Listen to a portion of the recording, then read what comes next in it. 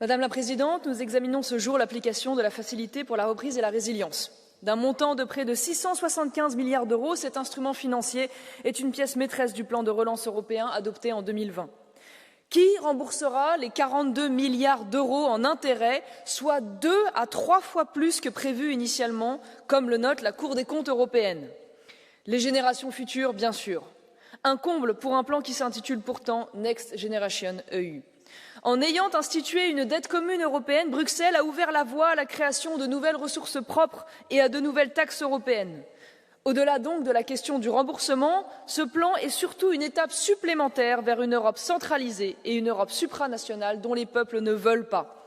Nous devons impérativement rejeter cette tendance permanente à profiter des crises pour transférer des compétences à l'Union européenne dans le dos des peuples, en particulier quand on connaît la complexité de la bureaucratie bruxelloise qui rend l'accès à ces budgets empruntés particulièrement complexe pour nos entreprises.